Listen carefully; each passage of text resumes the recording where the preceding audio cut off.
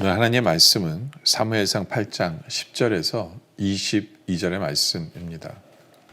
사무엘이 왕을 요구하는 백성에게 여호와의 모든 말씀을 말하여 이르되 너희를 다스릴 왕의 제도는 이러하니라. 그가 너희 아들들을 데려다가 그의 병거와 말을 어거하게 하리니 그들이 그 병거 앞에서 달릴 것이며 그가 또 너희 아들들을 천부장과 50부장을 삼을 것이며 자기 밭을 갈게 하고 자기 추수를 하게 할 것이며 자기 무기와 병거의 장비도 만들게 할 것이며 그가 또 너희의 딸들을 데려다가 향료 만드는 자와 요리하는 자와 떡 굽는 자로 삼을 것이며 그가 또 너희의 밭과 포도원과 감람원에서 제일 좋은 것을 가져다가 자기의 신하들에게 줄 것이며 그가 또 너희의 곡식과 포도원 소산의 11조를 거두어 자기의 관리와 신하에게 줄 것이며 그가 또 너희의 노비와 가장 아름다운 소년과 나귀들을 끌어다가 자기 일을 시킬 것이며 너희의 양떼 10분의 1을 거두어 가리니 너희가 그의 종이 될 것이라. 그날에 너희는 너희가 택한 왕으로 말미암아 부르짖되 그날에 여호와께서 너희에게 응답하지 아니하시리라. 백성이 사무엘의 말 듣기를 거절하여 이르되 아니로소이다. 우리도 우리 왕이 있어야 하리니 우리도 다른 나라들 같이 되어 우리의 왕이 우리를 다스리며 우리 앞에 나가서 우리의 싸움을 싸워야 할 것이니이다. 사무엘이 백성의 말을 다 듣고 여호와께 아뢰매 여호와께서 사무엘에게 이르시되 그들의 말을 들어 왕을 세우라. 사무엘이 이스라엘 사람들에게 이르되 너희는 각기 성읍으로 돌아가라 하니라. 8장 10절에 보면 이렇게 시작하죠. 사무엘이 왕을 요구하는 백성에게 여호와의 모든 말씀을 말하여. 이스라엘 백성들이 왕을 요구합니다. 왜 왕을 요구할까요? 그 이유는 사무엘의 아들들이 제대로 된 사사가 되지 못했기 때문에 그래요. 제대로 된 사사가 되지 못했기 때문에. 근데 이게 문제가 뭐냐면 사람이 잘못된 거지 어떤 정책이 잘못된 게 아니거든요. 어떤 시스템이 잘못된 게 아니라 사람이 잘못된 거예요. 근데 참 사람들은 어떤 그런 것을 보면 꼬투리를 잡아서 어떻게든지 자기가 원하는 바를 이루려고 하는 것이 사람들의 모습이에요. 이들은 그걸 꼬투리 잡아서 옛날부터 왕을 가지고 싶었거든요. 이 사람들은. 이스라엘 백성들은 다른 나라들처럼 왕을 가지고 싶었어요. 그래서 이걸 꼬투리 잡아서 우리에게도 왕을 주소서라고 이들이 요구를 합니다. 근데 이들의 요구의 문제는 뭐냐면 20절에 보면 이들의 문제가 나오죠. 그렇죠? 우리도 다른 나라들 같이 되어 우리의 왕이 우리를 다스리며 우리 앞에 나가서 우리의 싸움을 싸워야 할 것이니 하는지라. 여러분들 이스라엘 백성들이 왕을 달라고 한 이유는 그것만 가지고는 뭐라고 그럴 건 솔직히 없어요. 뭐 왕이나 사사나 별로 다를 바 없어요. 근데 이들이 원하는 왕이 어떤 왕이냐가 문제가 발생을 합니다. 이들이 원하는 왕은 뭐냐면 우리도 다른 나라 같은 왕을 원하는 거예요. 다른 나라들처럼 세속화된 왕. 하나님의 뜻으로 다스리는 사람이 아니라 자기의 욕심을 채우고 자기의 권력을 유지하기 위한 그래서 백성을 착취하는 그런 것이 왕이거든요. 근데 이들은 다른 나라들 같은 왕을 원하는 거예요. 다른 나라들 같은 왕을. 그리고 이들은 얘기해요. 우리의 왕이 우리를 다스리며, 그렇죠? 왕이 우리를 다스려 달라는 거예요. 그러니까 이들의 문제가 뭐냐면 하나님의 다스림을 거역하는 거예요.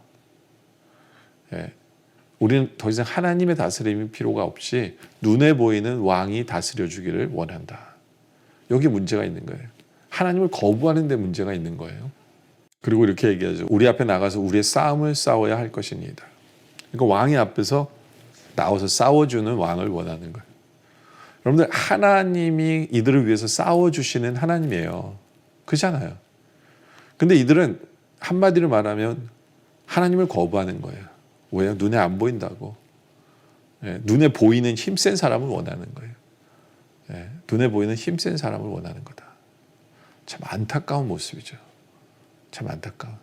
그러니까 왕을 요구하는 게 문제가 아니라 어떤 왕을 요구하느냐가 이들의 문제였다라는 거예요. 그래서 하나님께서는 사무엘을 통해서 그들을 이해시키려고 이런 얘기를 하는 거예요. 11절에 이르되 너희를 다스릴 왕의 제도는 이러하니라. 너희가 말하는 왕의 제도는 이러하다. 그가 너희 아들들을 데려다가 그의 병과 말을 어거하게 하리니 그들이 그 병거 앞에서 달릴 것이며. 그렇죠? 그러니까 아들들이 군대 끌려갈 거라는 거예요. 그 왕을 위해서 군대 끌려가는 거예요. 12절에 그가 또 너희 아들들을 1000부장과 50부장을 삼을 것이며 자기 밭을 갈게 하고 자기 추수를 하게 할 것이며 자기 무기와 병과 장비도 만들게 할 것이다. 예. 그 무슨 얘기예요? 종처럼 부려먹을 거라는 거예요. 말로는 신하라고 얘기하지만 자기의 부를 축적하기 위해서 자기 밭을 하고 자기 나라를 위해서 무기와 장비를 만들게 할 거라는 거예요. 너희 돈을 들여서. 13절에 그가 또 너희의 딸들을 데려다가 향료 만드는 자와 요리하는 자와 떡 굽는 자로 삼을 거다. 그러니까 딸들도 종으로 삼을 거라는 얘기예요. 또 14절에 그가 또 너희의 밭과 포도원과 감나무에서 제일 좋은 것을 가져다가 자기 신하들에 줄 것이며. 그러니까 왕에게만 다 뺏기는 게 아니에요. 그의 신하들에게도 뺏긴다는 거예요. 그래서 15절에 그가 또 너희 곡식과 포도원 소산의 11조를 거둬 자기의 관리와 신하들에게 줄 것이며. 그렇죠? 그러니까 세금도 많이 내야 돼요. 뭐냐, 왕의 배만 채우는 게 아니라 신하들의 배도 채워야 되기 때문에. 그렇잖아요. 16절에 그가 또 너희의 노비와 가장 아름다운 소년과 나귀들을 끌어다가 자기를 시킬 것이며 종처럼 부려먹을 거예요. 그리고 17절에 너희 양떼의 10분의 1을 거두어 가리니 너희가 그의 종이 될 것이라. 너희가 그의 종이 될 것이다. 그렇죠? 그러니까 너희가 왕을 원하는 것은 너희 스스로가 종의 위치에 가는 거다. 종으로서 살아가는 거다. 그래도 너희가 원하느냐. 예? 그리고 결국에는 나중에는 그 왕 때문에 18절에 그날에 너희는 너희가 택한 왕으로 말미암아 부르짖 때 그날에 여호와께서 너희에게 응답하지 아니하시리라. 왜요? 너희가 자초한 거 아니냐 이거예요. 하나님의 다스리심을 거부한 거고 너희 스스로가 종되기를 원했고 너희 스스로가 빼앗기길 원했고 그러면서 너희가 이렇게 고집을 피우면 나중엔 너희가 그것 때문에 괴로워서 나에게 부르짖을 텐데 난 너희가 응답 안 한다. 그래도 좋냐? 이렇게 물어보는 거예요. 너는 그래도 너희는 왕을 원하느냐? 그래도 왕을 원하느냐? 근데 19절에 보니까 백성이 사무엘의 말 듣기를 거절하여 이르되 아니로소이다. 우리도 우리 왕이 있어야 하리니. 완전 똥꼬집이에요. 하나님이 이렇게까지 상식적으로 얘기하는데 이해될 수 있도록 이론적으로 이렇게까지 하나님께서 얘기해 주시는데 이들은 왕을 필요로 한다. 다른 말로 하면 하나님을 거부하는 거예요. 참 안타깝죠. 그죠? 그러면서 20절에 대놓고 얘기해요. 아까도 읽었지만 우리도 다른 나라들 같이 다른 나라 갖고 싶다는 얘기예요. 하나님 나라가 싫다는 얘기예요. 다른 나라들 부럽다는 얘기죠. 우리의 왕이 우리를 다스리며 하나님 다스림이 아니라 왕이 나라를 우리를 다스려 주시고 우리 앞에 나가서 우리의 싸움을 싸워야 할 것이니 왕이 우리 앞에 보는 데서 왕이 싸워주는 그것을 보고 싶습니다. 라고 얘기하는 거예요. 참 사무엘도 마음이 아팠을 거예요. 자기를 거부하는 게 아니라 하나님을 거부하는 그 이들을 보면서 참 마음이 아팠어요. 그리고 마치 배신당한 느낌이고 섭섭했을 거예요. 근데 사무엘은 어떻게 해요? 그들이 야단치는 게 아니라 사무엘의 한 행동은 뭐냐면 기도한 거예요. 21절에 사무엘이 백성의 말을 다 듣고 하나님께 아뢰입니다. 기도해요. 하나님께 기도했더니 22절에 하나님 뭐라고 그러시냐면 여호와께서 사무엘에게 이르시되 그들의 말을 들어줘라. 왕을 세우라. 여러분들 왜 하나님께서는 이 말도 안 되는 이들의 요구를 들어주셨을까요? 그 이유는 뭐냐면요. 어떻게 보면 왕을 세우는 건 죄가 아니에요. 왕을 세우는 건. 물론 이들의 동기는 잘못됐지만 왕을 세워달라는 거는 하나님의 그 계획하에 있었어요. 왕을 세우려고 계획하고 있었어요. 그리고 하나님께서는 이들을 막아도 이들은 왕을 세울 거예요. 어떤 면에서는 사무엘을 죽여서라도 이들은 왕을 세울 걸 알고 있었어요. 그 때문에 괜히 막아가지고 이들이 더 큰 죄를 짓도록 하려고 하지 않는 거예요. 하나님께서는. 그래서 허락하시는 거예요. 그리고 또 하나님께서 이들에게 허락하신 이유는 뭐 이들은 당해봐야 아는 거예요. 한번 당해보라는 거예요. 한번 당해봐요. 그래서 결국에는 나중에는 솔로몬 이후에 나라가 둘로 갈라지고, 그렇죠, 왕 때문에 괴로워하고 힘들어하는 모든 일을 겪게 되죠. 한번 당해보라는 거예요. 당해보지 않으면 어떻게 안 돼요.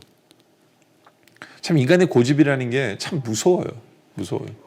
탕자의 비유도 같은 비유잖아요. 탕자의 비유도, 그죠? 왜 탕자가 재산의 반을 달라고 자기의 몫을 떼어달라고 했을 때 아버지가 떼어줘요?